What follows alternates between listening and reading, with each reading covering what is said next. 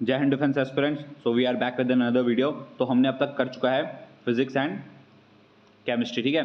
तो उसके बाद हम बायो नहीं करेंगे क्योंकि फिर वो बहुत ज़्यादा मोनोटोनस हो जाता है कि साइंस ही साइंस करे जा रहे हैं, ठीक है। तो we will not be doing bio right now, ठीक है। तो हम अभी मैंने एक पोल करवाया था अपने चैनल में, तो उसमें ज़्यादा वोट ज्योग्राफी को मिले थे। We will be starting geography, ठीक है।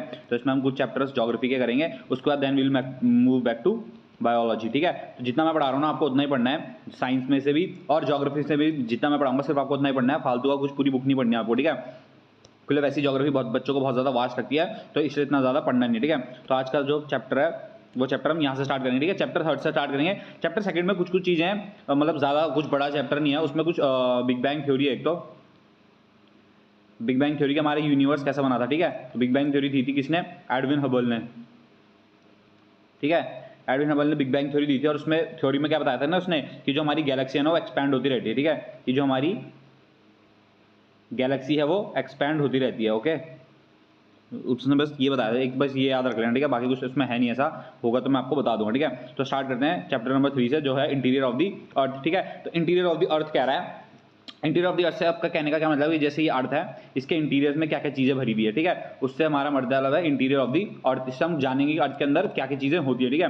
तो अब अर्थ के अंदर चीजें जानने के लिए ना आपको कुछ तो चाहिए होगा, सोर्स चाहिए होगा। जैसे आपने फॉर एग्जाम्पल केक बनाया, ठीक है। आपने केक बनाया, अब आपको अगर ये जानना है कि केक के अंदर इंग्रेडिएंट्स क्या हैं, तो आप उसको थोड़ा खोलोगे ना, चखोगे उसको, तब उसके अंदर देखोगे तो आपको पता लगेगा अच्छा इसमें ये इंग्रेडिएंट है। तो वैसे इंटीरियर ऑफ द अर्थ के लिए हमें कुछ सोर्सेज चाहिए होते हैं, ठीक है।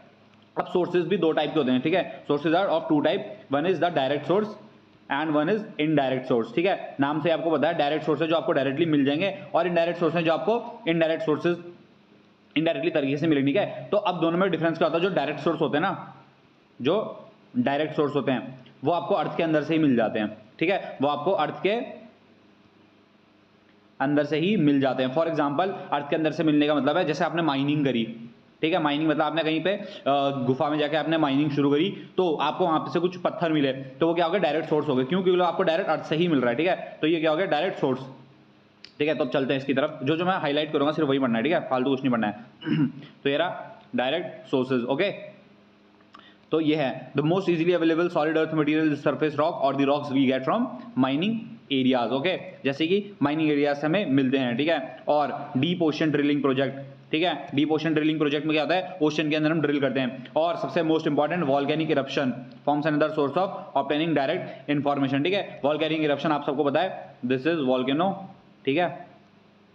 ये जो गोला होता है इसको हम कहते हैं वेंट, ठीक है। इस गोले को हम कहते हैं वेंट। तो यहां से ऐसे करके वॉल्केनो इरप्ट होता है, ओके। वोल्केनो इरप्ट होता है। तो जब तक वोल्केनो के अंदर जो मोल्टन वो होता है ना, उसको हम कहते हैं, जब वो वोल्केनो के अंदर रहता है तो उसको हम कहते हैं मैग्मा, और जैसे वो बाहर आ जाता है उसको हम कहते हैं लावा, ठीक है। ये होता है डिफरेंस मैग्मा और लावा में, ओके। तो एक तो हो गया क्या क्या हो गया? वन इज द माइनिंग, ठीक है। The other one is the deep ocean drilling project and the third one is volcanic eruption. ये क्या है? ये आपको डायरेक्ट है। क्यों? वोल्केनिक इरप्शन के अंदर से रॉक्स निकलेगी, आप उसको डायरेक्टली पढ़ सकते हैं, ठीक है। तो ये हो गया क्या? 3 पॉइंट हो गए, ठीक है। इस चैप्टर पेज में से आपको इतना ही पढ़ना है। अब आता है इनडायरेक्ट सोर्सेज, ठीक है। इनडायरेक्ट सोर्सेज क्या हो गए? मीटियोर्स, जो बाहर से आया है, ठीक है। मीटियोर आपको पता है बाहर से आया है, तो they are the indirect sources, ठीक है। ग्रेविटेशनल फोर्स, ये भी इनडायरेक्ट सोर्स है। क्यों? क्योंकि हमें बाहर से लगती है ग्रेविटेशनल फोर्स, ठीक है। तो ये सब क्या हो गए? These are indirect sources. बस आपको नाम याद रखने की डायरेक्ट सोर्सेज और इनडायरेक्ट सोर्सेज क्या क्या है, ओके। तो इसमें आपको बता देता हूं ये रहे, ठीक है। तो यहां से आपको क्या पढ़ना है?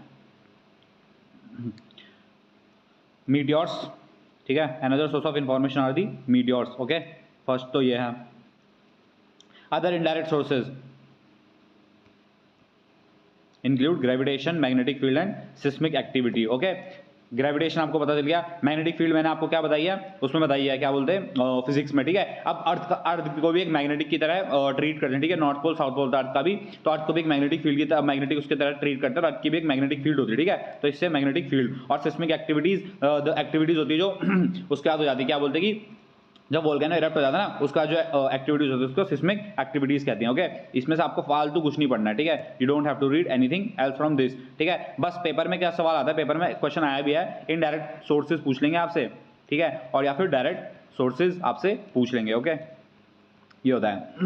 अब हम पढ़ेंगे सबसे मोस्ट इंपॉर्टेंट के बारे में, जिससे क्वेश्चन हर बार बनता ही बनता है, एंड दैट इज अर्थक्वेक। ठीक है, अर्थक्वेक आपको पता है, आपने बचपन से सुना है, टेक्टोनिक प्लेट्स होती हैं अर्थ क्रस्ट के अंदर, टेक्टोनिक प्लेट्स होती हैं, टेक्टोनिक प्लेट्स, और जब ये टेक्टोनिक प्लेट्स हिलती हैं तो क्या कॉज होता है, अर्थक्वेक कॉज होता है। ठीक है, एंड अर्थक्वेक कॉजेज डिस्ट्रक्शन। ठीक है, तो अब आपको बताता हूँ क्या पढ़ना है, ये कुछ नहीं पढ़ना। ठीक है,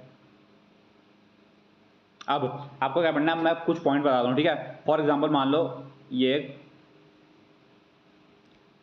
कलर चेंज करने दीजिए, फॉर एग्जांपल मान लो ये एक वो है, ओके, ये जमीन के अंदर है। ठीक है, ऊपर आपका घर है। ठीक है, ये रहा आपका घर। ठीक है, आपका घर है। अब एक पॉइंट से ना अर्थक्वेक शुरू होगा, मान लो यहाँ पर है वो पॉइंट। ठीक है, जिस पॉइंट से अर्थक्वेक शुरू होता है ना, उसको पॉइंट को हम कहते हैं फोकस। ठीक है, फोकस कहते हैं, या फिर हाइपोसेंटर। ओके, फोकस या फिर हाइपोसेंटर, याद रखना ये PIQ है CDS का। ठीक है, जिस पॉइंट से अर्थक्वेक ओरिजिनेट होता है ना, उस पॉइंट को कहते हैं हम फोकस या फिर हाइपोसेंटर। ठीक है, अब अर्थक्वेक यहाँ से ओरिजिनेट हुआ तो यहाँ से ऐसे करके एनर्जीज रिलीज होंगी। ठीक है, और वो जाते जाते कहाँ पहुंचेगी, वो पहुंचेगी सरफेस में, सरफेस ऑफ द अर्थ, यानी जहाँ पे आपका घर है। तो उस हाइपोसेंटर से जो सबसे पास पॉइंट होगा ना अर्थ में, उस पॉइंट को हम कहते हैं एपीसेंटर। ओके, फिर से बता देता हूं आपको, मान लीजिए फॉर एग्जांपल ये रहा आपका अर्थ। ठीक है, अंदर ये एक पॉइंट है, यहाँ पे ये आपका घर है। ठीक है, जिस पॉइंट से अर्थ के सरफेस के अंदर रिलीज होता है, ठीक है, स्टार्ट होता है अर्थक्वेक, जहां पर, उस पॉइंट को कहते हैं फोकस या फिर हाइपोसेंटर। ठीक है, और फिर वो रिलीज होगी एनर्जी। ठीक है, अब अर्थ सरफेस में जो पॉइंट सबसे क्लोज होगा हाइपोसेंटर या फिर फोकस के, उस पॉइंट को हम कहते हैं एपी सेंटर। ठीक है, तो ये था। अब इसमें कहाँ है वो मैं आपको बताता हूँ। ठीक है, इसमें आपको पढ़ना है दिस। ठीक है, the point where the energy is released is called the focus of an earthquake. ठीक है, alternatively it is called the hypocenter, दो नाम है उसके। द एनर्जी वेव्स, ठीक है, the point on the surface nearest to the focus is called epicenter. ठीक है, वो पहला पॉइंट होता है to experience the waves, it is a point directly above the focus. ठीक है, ये चीजें आपको याद रखनी है, मैंने आपको बता दिया। ठीक है, अब आती हैं अर्थक्वेक वेव्स। ठीक है, अब अर्थक्वेक वेव्स ना दो टाइप की होती हैं। ठीक है, दो टाइप की अर्थक्वेक वेव्स होती हैं, और वो अर्थक्वेक वेव्स क्या होती है, एक तो होती है बॉडी वेव्स और एक होती है surface waves. Body waves and surface waves. ठीक है, अब बॉडी वेव्स का मतलब ही आपको पता लग रहा है कि जो जहां नीचे से रिलीज होगी। ठीक है, फॉर एग्जांपल ये मान लो आपका अर्थ का इनसाइड दी अर्थ है। ठीक है, इनसाइड दी अर्थ। ठीक है, इनसाइड दी अर्थ है, और यहां पर है वो पॉइंट जहां से अर्थक्वेक शुरू होगा, उस पॉइंट को मैंने क्या बोला अभी, क्या बोलते हैं, फोकस या फिर हाइपोसेंटर। ओके, अब यहां ये क्या है, आपका सरफेस है, this is your surface. Okay, this is your surface. अब मैंने क्या बोला, एनर्जीज रिलीज होगी। ठीक है, वेव्स निकलेगी। तो जो वेव्स अभी अर्थ के अंदर है ना, उन वेव्स को हम कहते हैं बॉडी वेव्स। ठीक है, उन वेव्स को हम क्या कहते हैं, बॉडी वेव्स। जैसी वो वेव्स सरफेस में टच हो जाती हैं तो उनको नाम क्या दे देते हैं, सरफेस वेव्स। क्यों, क्योंकि वो सरफेस में चेंज हो गई, टच हो गई, तो उनको कहते हैं हम सरफेस वेव्स। ठीक है, तो आपको यहां से क्या पढ़ना बता देता हूं। ठीक है, सबसे पहले तो इंस्ट्रूमेंट होता है क्या, सेस्मोग्राफ, जो रिकॉर्ड करता है वेव्स रीचिंग द सरफेस। ये याद रख लेना, इंस्ट्रूमेंट का नाम जो कि है सेस्मोग्राफ, जो कि रिकॉर्ड करता है वेव्स रीचिंग द सरफेस। ठीक है, अब earthquake waves are basically of two types, जो मैंने कहा था, एक body waves and surface waves. ठीक है, जो बॉडी वेव्स होती हैं are generated due to the release of energy at the focus and moves in all direction travelling through the body of the earth, hence the name क्या, hence the name, hence the name body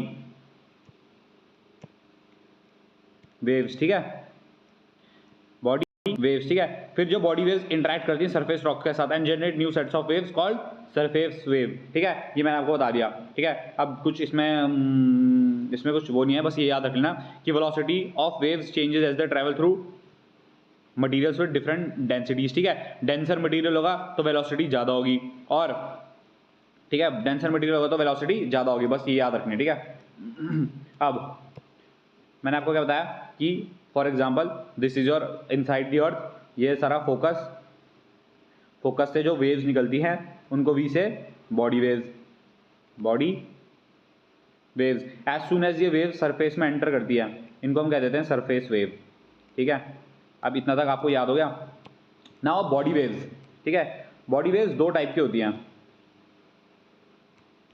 P waves और S waves, ठीक है। Body waves are of two type, P waves and S waves, ठीक है। P waves को कहते हैं primary, S wave को कहते हैं सेकेंडरी, ठीक है। पी से प्राइमरी, एस से सेकेंडरी। अब इन दोनों के बीच में ना कुछ डिफरेंस है, ठीक है। तो सबसे पहले आता है P waves,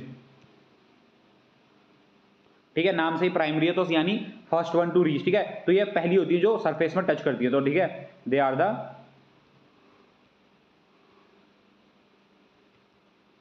first one to reach surface, ठीक है। ये पहली होती है जो सरफेस में रीच करती है, ठीक है। जैसे ही अर्थक्वेक स्टार्ट होगा ये वैसे ही स्टार्ट हो जाएंगी, ठीक है। पहला पॉइंट। दूसरा पॉइंट क्या होता है? दूसरा पॉइंट होता है जो पी वेव्स होती है ना वो ट्रैवल कर लेती है सॉलिड से भी, लिक्विड से भी, गैस से भी, ठीक है। सॉलिड, लिक्विड, गैस तीनों से। तो पी वेव्स कहीं ना हम पी वेव्स को कंपेयर करते हैं साउंड वेव से। अब मैंने आपको फिजिक्स में साउंड चैप्टर पढ़ाया, उसमें साउंड वेव्स थी। उसमें साउंड क्या कहता है कि सॉलिड, लिक्विड और गैस से चलता है, और सबसे ज्यादा स्पीड किसमें होती है? सॉलिड में होती है, फिर लिक्विड में होती है और फिर गैसियस में होती है, ठीक है। तो पी वेव्स भी तीनों में निकल जाती हैं और ये कैसी होती है? लीस्ट डिस्ट्रक्टिव होती है, ठीक है। सबसे कम डिस्ट्रक्शन करती है, लीस्ट डिस्ट्रक्शन, ठीक है। ये होगी पी वेव्स, ठीक है। अब आता है एस वेव्स। एस वेव नाम से ही क्या है? सेकेंडरी वेव्स, ठीक है। सेकेंडरी वेव्स नाम से इनका सेकेंडरी वेव्स है। अब इनका नाम ही सेकेंडरी, तो प्राइमरी वेव सबसे पहले होती है, ये थोड़े लैग के बाद आते हैं, ठीक है। Reach surface after a lag, okay. और जैसे पी वेव्स आपकी क्या होगी? जो सॉलिड, लिक्विड, गैस तीनों से चलती है। जो सेकेंडरी वेव्स होती हैं एस वेव्स, ये सिर्फ कहां ट्रैवल करती है? ओनली थ्रू सॉलिड, ठीक है। तो जहां जहां पे सॉलिड होगा ना ये सिर्फ वहीं पर ट्रैवल करेगी, ओनली थ्रू सॉलिड, ठीक है। तो ये सिर्फ सॉलिड में ही ट्रैवल करेगी, उससे ज्यादा ये कहीं पे ट्रैवल नहीं करेगी, ठीक है। इसको याद कैसे करना है? एस से सेकेंडरी, तो एस से सॉलिड, यानी सिर्फ ये सॉलिड में जाएगी, ठीक है। बस अब आते हैं यहाँ पे, ठीक है। ये बड़ा ना, there are two types of body waves, okay. They are called P waves and S waves, ठीक है। तो पहला P waves move faster and are first one to arrive at the surface, ठीक है। These are called primary waves, ठीक है। The P waves are similar to sound waves, they travel through gaseous, liquid and solid materials, okay। ये हो गया। फिर S waves arrive at the surface with some time lag, these are called secondary waves, पढ़ा दिया मैंने, ठीक है। Important fact about the S wave is that they can travel only through solid material, ठीक है। This characteristic of S wave is quite important, इतना याद रखना, ठीक है।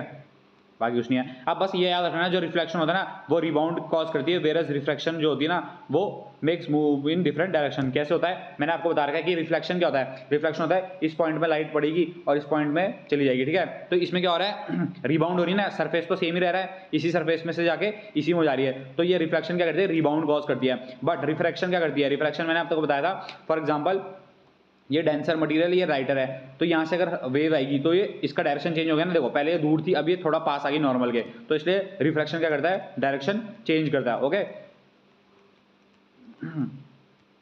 अब ये है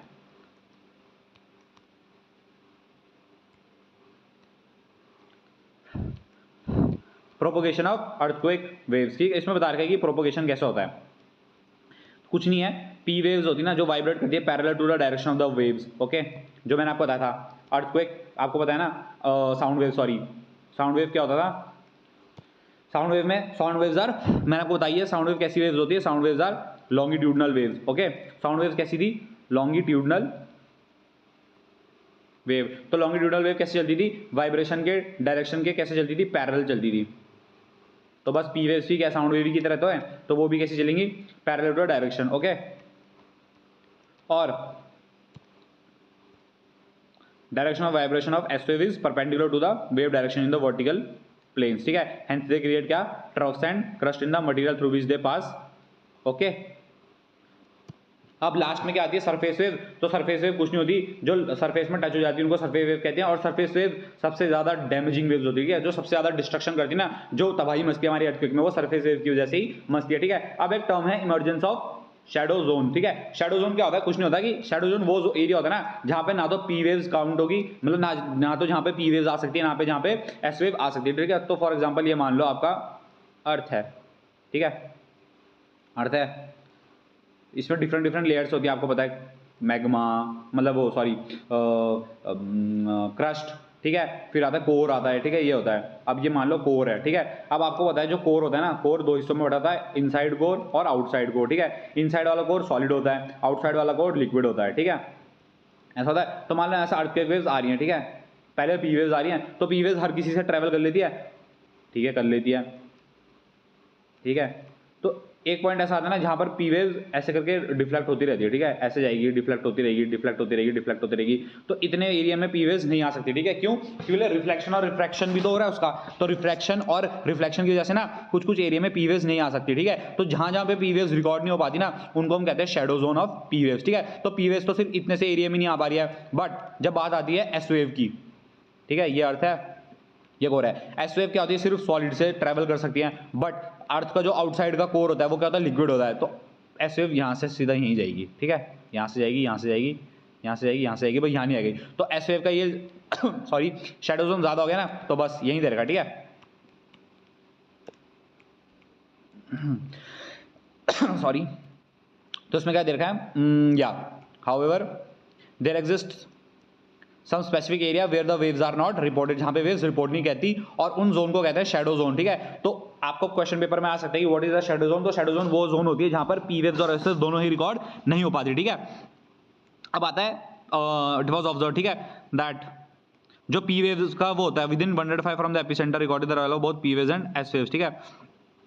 तो आपको क्या याद रखना है, जो पी वेव्स का शैडो जोन होगा ना, पी वेव का वो होता है 105 डिग्री से 145 डिग्री, मतलब इन डिग्री के बीच में 105 से 145 डिग्री के बीच में आपको पी वेव्स रिकॉर्ड नहीं होंगी, ठीक है। और एस वेव्स के क्या होता है 105 के बाद पूरा का पूरा क्या है, एस वेव का वो है, ठीक है, शैडो जोन है, कि उसके बाद एस जोन नहीं होता है, ठीक है। तो पेपर में क्या आ सकता है कि शैडो जोन किसका बड़ा होता है, तो शैडो जोन हमेशा एस वेव का ज्यादा बड़ा होता है, ओके। तो इसमें पढ़ना है 10 a zone between 105 and 145 from epicenter was identified the shadow zone for both the type of waves, ठीक है। the entire zone beyond 105 does not receive S wave, ठीक है। तो shadow zone of S wave is much larger than that of P waves, okay. इसमें से सिर्फ आपको ये पढ़ना है। अब ये टाइप्स ऑफ अर्थक्वेक क्या क्या होते हैं, इसमें ज़्यादा कुछ आता नहीं है, ठीक है। तो कैसे कैसे बनते हैं, ठीक है। एक तो हो गया टेक्टोनिक अर्थक्वेक, वही नेचुरल अर्थक्वेक जो टेक्टोनिक प्लेट्स हिलने पे बनता है, ठीक है। एक होता है वोल्केनिक अर्थक्वेक, जब वोल्केनो इरप्शन होता है, ठीक है, तभी भी अर्थक्वेक आता है, उसको कहते हैं वोल्केनिक अर्थक्वेक। ये देखिए यही है पी वेव और एस वेव। तो ये देखो ये पी वेव्स जा रही है ऐसे करके जा रही है, तो रिफ्लेक्शन रिफ्रैक्शन हुआ तो ये इधर इधर से निकल गई, लेकिन यहाँ पे नहीं आ पाई, तो यहाँ पर नहीं आ पाई, तो ये पी वेव्स का शैडो जोन हो गया। वहीं एस वेव की बात करते हैं, तो ये देखिए ऐसे करके पास हो रही है, दे आर पासिंग। अब ये क्या पूरा सॉलिड लिक्विड होता है, लिक्विड से और गैस से तो वो पास नहीं करती, तो इतने एरिया में एस वेव पास नहीं करेगी, तो इसका शैडो जोन बड़ा हो जाएगा, ठीक है। बस यही था। और अर्थक्वेक किस टाइप के होते हैं, जब आप माइनिंग एक्टिविटी करते हो तो अर्थक्वेक भी उससे हो जाता है, ठीक है। और अर्थक्वेक किस होता है, एक्सप्लोजन ऑफ केमिकल और nuclear device, term are called explosion earthquake. बस ये याद रख लेना इनके नाम क्या क्या होते हैं, ओके। और एक लास्ट आता है earthquake that occurs in the area of large reservoir, जहाँ पर बहुत पानी के बड़े बड़े रिजर्वायर्स होते हैं, उनको कहते हैं रिजर्वायर अर्थक्वेक, ठीक है। अब आता है अर्थक्वेक हम मेजर कैसे करते हैं, दो स्केल होते हैं, एक तो है रिक्टर स्केल और एक होता है मर्सिली स्केल, ठीक है। तो दोनों के अलग अलग होते हैं। मर्सिली स्केल जो होता है वो मर्सिली कहते हैं, आई डोंट नो, मर्सिली स्केल जो होता है उसको इंटेंसिटी नापने के लिए कहता है, रिक्टर मैग्नीट्यूड नापता है, ठीक है। तो the magnitude scale is known as the Richter scale, ठीक है। मैग्नीट्यूड की जो वो कहाँ से शुरू होती है, 0 से लेके 10 तक, ये याद रखना। उसकी क्या बोलते हैं कि बार कहाँ से 0 से लेके 10 तक। और जो इंटेंसिटी स्केल होता है इज नेम्ड आफ्टर मर्सिली, ठीक है। Intensity scale takes into account the visible damage, तो डैमेज ये काउंट करता है, ठीक है, बाय द इवेंट। और इसकी रेंज कितनी है 1 to 12। अब आपको याद कैसे रखना है कि इंटेंसिटी कौन सा करता है और मैग्नीट्यूड कौन सा करता है। तो देखो मर्सिली है ना, मर्सिली ली आ रहा है और इंटेंसिटी में भी सी ली, तो इसलिए मर्सिली क्या निकालता है, इंटेंसिटी निकालता है, ठीक है। इफेक्ट ऑफ अर्थक्वेक ये आपको कुछ नहीं पढ़ना, ठीक है, इसको कुछ मत पढ़ो।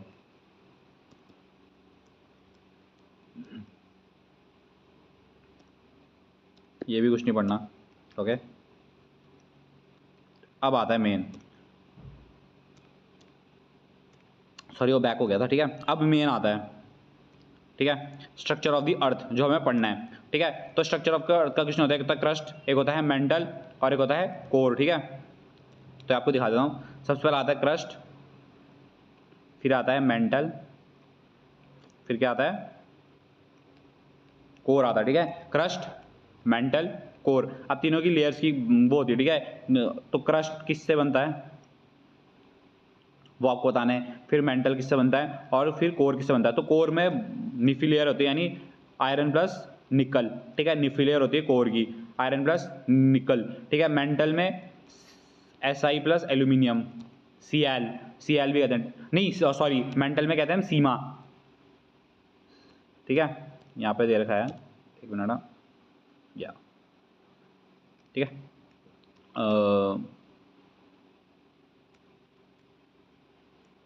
इसमें देना तो चाहिए वैसे, इसमें दे क्यों नहीं रखा है,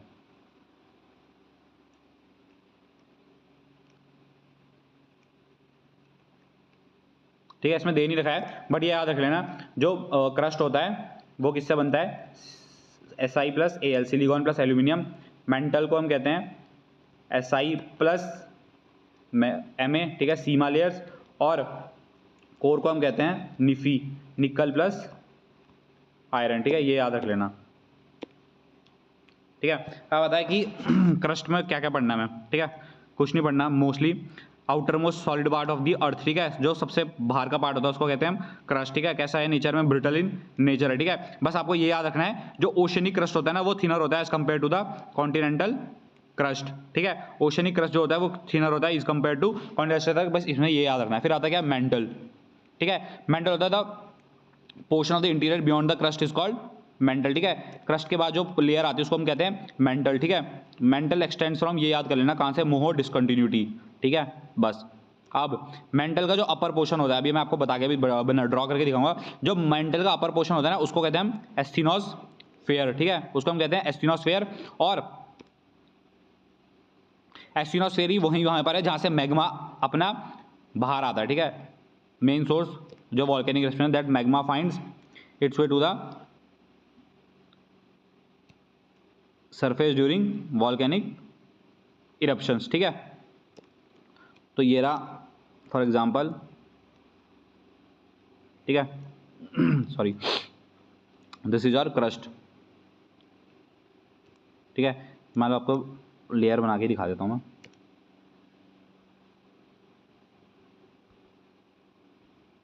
ठीक है। तो ये मान लो लेयर है,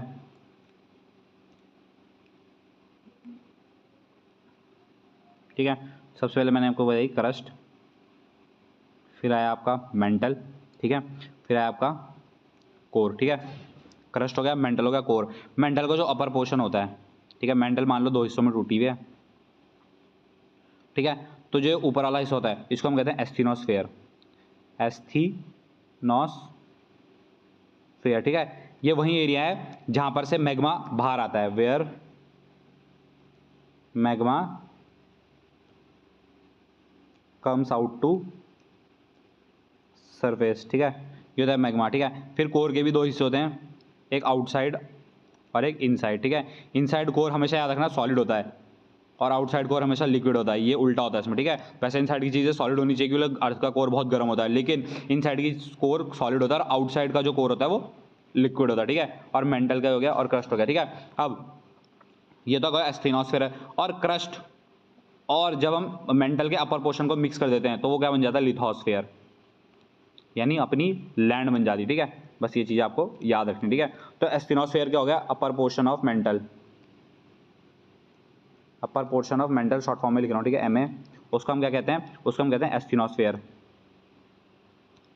एस्थिनोस्फेयर ही वो जगह है जहाँ से क्या बाहर आता है, मैग्मा, ठीक है, मैग्मा बाहर आता है, ठीक है। फिर क्रस्ट प्लस अपर मेंटल,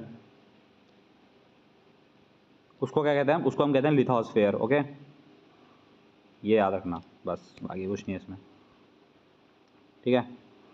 ये देखो दे रखा ना, the crust and the upper most part of the mantle are called lithosphere, ठीक है। अब लास्ट में क्या आता है, दी कोर, ठीक है। कोर कुछ नहीं करना है, the outer core is in liquid state while the inner core is in solid state, ठीक है, बस आपको और ये देखिए इसमें देखा है, it is sometime refer to as nife layer, यानी निकल प्लस आयरन लेयर, ठीक है। अब ना कुछ डिसकंटिन्यूटी बाउंड्रीज होती है, वो मैं आपको बाउंड्रीज बताना चाहता हूँ, ठीक है। तो मान लो ये रहा आपका क्रस्ट, ठीक है, थोड़ा बड़ा कर देते हैं, क्रस्ट, फिर ये मेंटल होता है और ये कोर होता है, ठीक है। ये भी अपने अपने दो हिस्सों में टूटे होते हैं, ठीक है, ये और ये, ठीक है।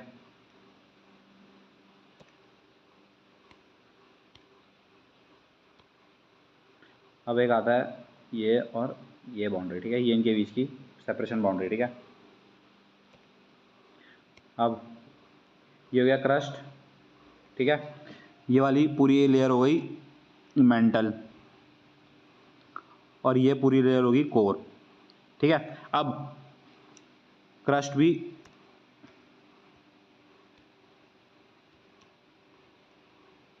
ये क्रस्ट की वो है, ठीक है, क्रस्ट हो गया था, this is mental and this is, अरे यार सॉरी, हाँ ये मेंटल है, कोर है, ठीक है। अब क्रस्ट जब दो हिस्सों में टूटता है, ठीक है, क्रस्ट भी दो हिस्सों में ब्रेक हो रखा है, क्रस्ट के बीच में भी एक वो होती है, ठीक है, तो उसको डिनोट करते हैं हम कोनॉड डिसकंटिन्यूटी, ठीक है, कोनॉड डिसकंटिन्यूटी। फिर क्रस्ट और मेंटल के बीच की जो डिसकंटिन्यूटी, मतलब जो सेपरेट करती है क्रस्ट और मेंटल को, उसको हम कहते हैं मोहरविक डिसकंटिन्यूटी, मोहरविक डिसकंटिन्यूटी, ठीक है। फिर मेंटल में दो हिस्सों में टूटा होता है, तो उन दो हिस्सों को डिवाइड करने के लिए क्या आता है, रैपिटी डिसकंटिन्यूटी, ठीक है। फिर मेंटल और कोर को जो डिवाइड करता है उसको कहते हैं गुटनबर्ग, और लास्ट में जो कोर को डिवाइड करता है उसको कहते हैं लेहमैन, ठीक है। तो ये वो होती है, इसका मैं आपको टेलीग्राम पे इमेज खींच के भेज दूंगा जो मैंने अपने नोट्स में बनाई हुई, ठीक है, आप वहां से देख लीजिएगा।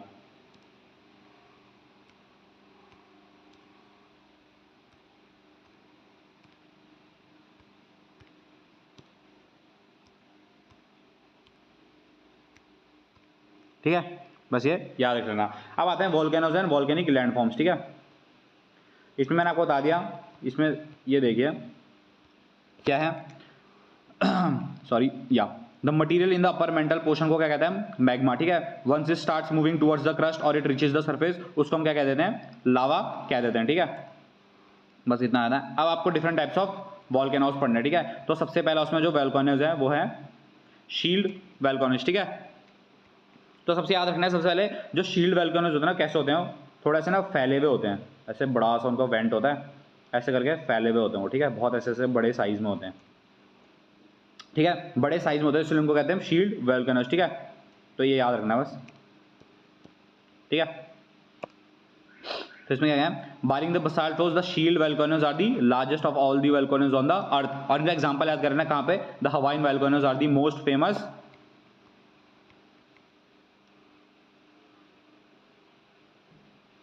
आर दी मोस्ट फेमस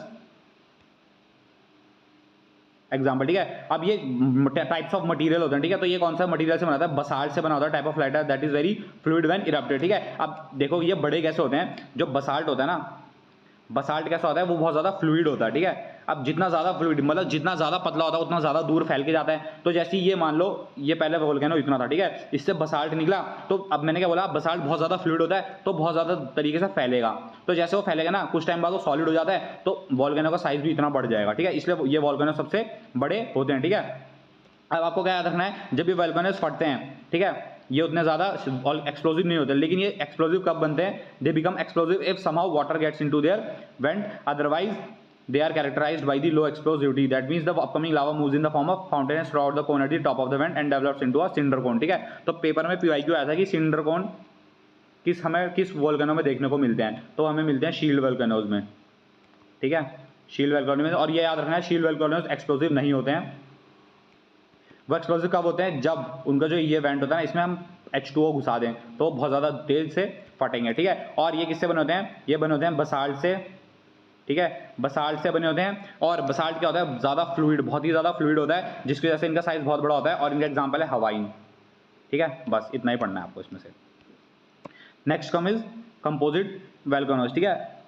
अब इसमें क्या होता है, कंपोजिट वोल्केनोज जो है, अब जो शील्ड वोल्केनोज होता है उसका जो अंदर से लावा निकलता है वो बहुत ज्यादा दूर तक फैलता है, ठीक है। बट इसमें क्या होता है, are characterized by eruption of cooler and more viscous than basalt. More viscous, जितना ज्यादा विस्कस मतलब जैसे शहद हो गया ना बहुत मोटा होता है, उसको हम कहते हैं विस्कोसिटी, तो इसकी विस्कोसिटी बहुत ज्यादा होती है, ठीक है। और ये क्या होता है, volcanoes often result in explosive eruption, ठीक है, इनके उसमें एक्सप्लोसिव इरप्शन होते हैं, और ये लावा के साथ साथ ना large quantity of pyroclastic materials and ashes find their way to the ground, ठीक है। पायरोक्लास्टिक मटेरियल्स क्या होते हैं, कुछ नहीं होता, जो अंदर से मटेरियल निकलता है, जैसे नाइट्रोजन होगी, ये सब हो गया, या फिर अर्थ क्रस्ट के अंदर से जो भी पत्थर वत्थर निकलेंगे उसको कहते हैं पायरोक्लास्टिक मटेरियल। तो ये किस में निकलते हैं, ये निकलते हैं कंपोजिट वोल्केनोज में, ठीक है।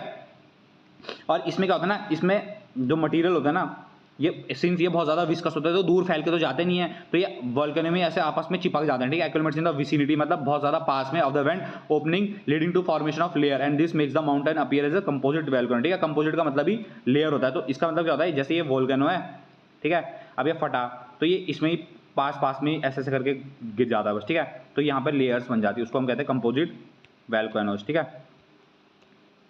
अब आता है कैल्डेरा। कैल्डेरा का मतलब ही होता है डिप्रेशन, वो वाला डिप्रेशन नहीं जो आपको गर्लफ्रेंड छोड़ने के उसमें होता है, बॉयफ्रेंड छोड़ने के उसमें होता है, ये डिप्रेशन होता है, गड्ढा पड़ जाता है, ठीक है। तो ये गड्ढा क्यों पड़ता है, गड्ढा इसलिए पड़ता है क्योंकि ये बहुत ज्यादा explosive of the earth volcanoes होते हैं, ठीक है। ये इतने ज्यादा एक्सप्लोसिव होते हैं ना कि अपने में ही फट जाते हैं और एक बिल्ड बना देता है, एनी टॉल स्ट्रक्चर, ठीक है। दो क्लोज डिप्रेशंस आर कॉल्ड कैल्डेरास, ठीक है। ये आपको याद रखना है बस, क्या होता है, ये इसकी वेंट है, ठीक है। तो इतनी ज्यादा तेज से फटेंगे ना कि ये भी पूरा ऐसा टूट जाएगा, तो ये बाद में ऐसा हो जाएगा, तो ये क्या बन जाएगा, डिप्रेशन बन जाएगा, ठीक है। तो इसको कहते हैं कैल्डेरा डिप्रेशन, ठीक है। और अगर इसमें पानी भर गया तो कैल्डेरा लेक हो जाती है, ठीक है। अब आता है फ्लड बसाल्ट प्रोविंस, ठीक है। फ्लड बसाल्ट प्रोविंस, बसाल्ट आपने पढ़ लिया, शील्ड वोल्केनिज्म में बहुत ज्यादा फैल के जाता है, तो बस वही है, these volcanoes output highly fluid lava that flows from long distance, ठीक है। ये हो गया। और ये कहां देखा जाता है, अपने पेनिनसुलर प्लेटू यानी अपने इंडिया में ये देखा जाता है, ठीक है। ये देखिए द डेक्कन ट्रैप्स है ना, the Deccan traps from India covering the most of the Maharashtra plateau, ये किससे बने, इसी से बने हैं, ठीक है। और लास्ट होता है मिड ओशन रिज, ये कुछ नहीं होता है, समुंदर के अंदर जो होता है, ठीक है। बस इसको याद रखना है, समुंदर के अंदर होता है, और ये माउंटेन की रीज होती है, जैसे इधर भी माउंटेन होंगे और इधर भी माउंटेन होंगे, ठीक है। ऐसे बीच में समुंदर के अंदर है ये, ठीक है। तो इधर भी माउंटेन है, इधर भी माउंटेन है, तो ये था मिड ओशन रिज। ये माउंटेन को दो मतलब उसको ओशन को हिस्सों में तोड़ता है, ठीक है। बस इसको इतना याद रखना है। अब आता है वोल्केनिक लैंडफॉर्म्स, ठीक है। वोल्केनो से जो लैंडफॉर्म बनते हैं उनको कहते हैं वोल्केनिक लैंडफॉर्म्स, ठीक है। उसमें सबसे ज्यादा है दो टाइप के, याद रखना है आपको, दो रॉक्स होती हैं, ठीक है। एक होती हैं वॉल्केनिक रॉक्स, वॉल्केनिक रॉक्स होती है जो सरफेस में ही ऊपर सरफेस में आके होते हैं, और एक होती है प्लूटोनिक रॉक जो कूलिंग इन द क्रस्ट, ठीक है। फॉर एग्जांपल मान लो ये अर्थ का इनसाइड है, ठीक है, ये सरफेस है, अगर लावा ऊपर तक आ गया यानी मैग्मा ऊपर तक आ गया, लावा बन गया, तो उसको हम कहेंगे वॉल्केनिक रॉक। अगर मैग्मा अंदर ही जम गया, बाहर नहीं आ पाया, तो उसको हम कहेंगे प्लूटोनिक, ठीक है। बस ये डिफरेंस है इसमें आपको कुछ नहीं पढ़ना। अब इसमें पढ़ना है आपको टाइप्स ऑफ वो, ठीक है। तो कैसे पढ़ना है, मान लो ये है अर्थ का इनसाइड का, ठीक है। तो जैसे मान लो मैग्मा है, जो सबसे लोएस्ट लेवल पे मैग्मा है, ठीक है। ये बेचारा मैग्मा यहीं पर जम गया, ये सरफेस था ना, सरफेस था कि आई भी नहीं, नीचे ही जम गया, ठीक है। तो जो नीचे जमता है ना बिल्कुल से सबसे ज्यादा बड़ा होता है, उसको हम कहते हैं बैथोलिथ, ठीक है। उसको हम क्या कहते हैं, बैथोलिथ, ठीक है। बैथोलिथ बन गया। अब कुछ मैग्मा ऐसे करके ऊपर गया, ठीक है, और उसने ऐसे करके ना सॉसर की शेप बना दी, ठीक है, उसको हम कहते हैं लैपोलिथ। अब इसको आप याद कैसे रखेंगे, देखो बैठने के लिए क्या चाहिए होती है, हमें गोदी चाहिए होती है, मम्मी की गोदी चाहिए होती है, लैप। तो गोदी को इंग्लिश में कहते हैं लैप, तो ये लैप बना रहा है ना बैठ, इसमें आप बैठ सकते हो, तो इसका नाम क्या हो गया, लैपोलिथ, ठीक है। अब एक होता है लैकोलिथ, वो क्या होता है, ऐसे ऊपर गया मैग्मा और इस शेप में बढ़ गया, तो उसको हम कहेंगे लैकोलिथ। लैकोलिथ, लैकोलिथ क्यों, क्योंकि ये उल्टा सी बना रहा है, इसलिए इसको कहेंगे लैकोलिथ, LACOLITH, ठीक है, उल्टा सी बना रहा है, ठीक है। ये हो गया। अब एक होता है फैकोलिथ। फैकोलिथ क्या होता है, फॉर एग्जाम्पल ये ऐसे करके वो है, ये रॉक है, ठीक है, तो यहाँ पर जम गया मैग्मा, इस एरिया में मैग्मा जम गया, उसको कहते हैं फैकोलिथ, ठीक है, उसका कहते हैं फैकोलिथ। एक होता है सीधा मैग्मा ऊपर चले गया वर्टिकल शेप में, उसको हम कहते हैं डाइक्स, KES, डाइक्स क्या गया। और एक होता है हॉरिजॉन्टल शेप में चली गया, ठीक है, यानी कि ऐसे करके जाना था, ऐसे करके मुड़ गया, बस ऐसे, ठीक है। ये लैकोलिथ लैप बना देता ना ऐसे करके, ये नहीं बनाता, ये सीधा आता है, इसको हम कहते हैं हॉरिजॉन्टल, यानी सिल्स कहते हैं, ठीक है। ये हो गया सिल्स। अब मैं आपको बताता हूँ कहाँ है, ठीक है।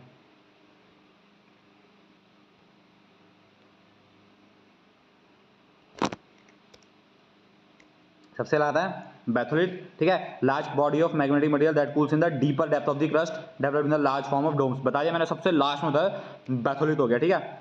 और ये क्या था, सबसे लार्ज एरिया कवर करते हैं, देखो लार्ज एरियाज, बस इतना इसका टाइम करना है। फिर क्या था लैकोलिथ, ये क्या मैंने आपको बताया, ये उल्टा वो बनाता है शेप, ये कैसा बनाता है, ऐसा ऐसा, ठीक है, उल्टा सी बनाता है, इसलिए इसको लैकोलिथ कहते हैं, ठीक है। तो क्या है, large dome shape intrusive bodies with level basin connected by pipe like structure from below. Pipe है ना, ये देखो ये पाइप है, ये देखो ये पाइप है, ठीक है, और ये डोम स्ट्रक्चर हो गया, ठीक है। तो ये होता है लैकोलिथ, ठीक है। और इसमें क्या पढ़ना है आपको, या अब आपको लैपोलिथ, फैकोलिथ एंड सिल्स पढ़ना है, ठीक है। इसमें आपको पढ़ना है ये rest in different forms in case development of saucer shape concave to the sky body it is called lapolith. बना दिया ना मैंने लैपोलिथ, कैसे बनाया था मैंने, ऐसे करके, और ये सॉसर शेप बनाता है ऐसे, तो ये सॉसर शेप होती है लैप, मम्मी की गोदी, लैपोलिथ, इसको आप ऐसे याद रखेंगे, ठीक है, लैपोलिथ हो गया, ठीक है। अब फैकोलिथ मैंने आपको बताया था, फैकोलिथ क्या होता है, बेस ऑफ सिंक्लाइन, ठीक है, सिंक्लाइन शेप होती है ये रहा सिंक्लाइन, ऐसे करके रॉक है, इसके बीच में मैग्मा फंस गया, उस फंसे हुए मैग्मा को हम फैकोलिथ कहते हैं, ठीक है। तो ये रहा wavy mass of intrusive rock at times is found at the base of syncline, ठीक है, टाइप ऑफ एंटीक्लाइन, ठीक है। such wavy material have a definite conduit to source, ठीक है, these are called the phacolith, ठीक है। wavy याद रखना है तो उससे क्या है phacolith। अब लास्ट मैंने को बताया था सिल्स, सिल्स कैसी होती है, जो वैसी वर्टिकल चली जाती है, ठीक है, वर्टिकल चली जाती है, उसको मतलब हाँ उसको हम कहते हैं सिल्स। वर्टिकल इन द सेंस मतलब हॉरिजॉन्टल, सॉरी वर्टिकल तो डाइक जाती है, सिल्स कैसी आती है, ऐसे हॉरिजॉन्टल सीधी, ये होती है सिल्स, ठीक है, ये जाती है हॉरिजॉन्टल, तो उसको हम कहते हैं सेल्स, ठीक है। The near horizontal bodies of the intrusive region are called sill और sheet depending on the thickness, ठीक है। जो पतली होती है उनको कहते हैं शीट, और जो मोटी होती है उनको हम कहते हैं सिल्स, ठीक है। लास्ट में डाइक्स जो हॉरिजॉन्टल था, ठीक है, when the lava makes it way through cracks in the fissure developed in the land its solidify almost perpendicular to the ground, ठीक है, उसको हम कहते हैं डाइक्स, बस और कुछ नहीं पढ़ना इसमें, ठीक है। तो ये एरिया आप याद कर लेना, कैसे मैंने आपको बना के दिखाया, ठीक है, फिर से बना के दिखा देता हूँ। ये है अर्थ, ठीक है, सबसे फैला हुआ एरिया का होता है बैथोलिथ, ठीक है, बैथोलिथ होता है। फिर एक परपेंडिकुलर चली गया, उसको हम कहते हैं डाइक, ठीक है। एक याद रखने के टर्म्स याद रखना, परपेंडिकुलर है तो डाइक हो गया, लार्ज एरिया है नीचे तो उसको कहते हैं बैथोलिथ, ठीक है। सॉसर या कनकेव शेप है यानी लैपोलिथ है, मम्मी की गोदी, लैपोलिथ, ठीक है। वेवी सिंक्लाइन है, सिंक्लाइन है, उनको कहेंगे फैकोलिथ, ठीक है, ये हो गया। और डोम शेप्ड बना दिया यानी उल्टा सी, तो लैकोलिथ में सी आता है, तो इसलिए लैकोलिथ उल्टा सी हो गया। और अगर हॉरिजॉन्टल बना दे तो शीट या फिर सिल, बस ये याद रखना, ठीक है। इसी के साथ हमारा ये चैप्टर फिनिश होता है, ठीक है। अब इसके नोट्स में आपको भेज दूंगा, मतलब ये हाईलाइटेड पोर्शन वाली पीडीएफ में आपको मेरे टेलीग्राम चैनल भेज दूंगा, जर्नी टू IIM, उसमें आप सब्सक्राइब कर लेना, ठीक है। और उसमें मैं आपको ये जो क्रस्ट की इनकी बाउंड्री के बीच की जो मैंने आपको डिसकंटिन्यूटी आई, कोनॉट डिसकंटिन्यूटी, ये सब वो आपको मैं उसका उसमें भेज दूंगा, ठीक है, नोट्स में अपने फॉर्म में टेलीग्राम पर, ठीक है। तो सब्सक्राइब करिए, शेयर और बने रहिए, ऐसे हम पूरी ज्योग्राफी फिनिश कर देंगे। वंदे मातरम, जय हिंद, धन्यवाद।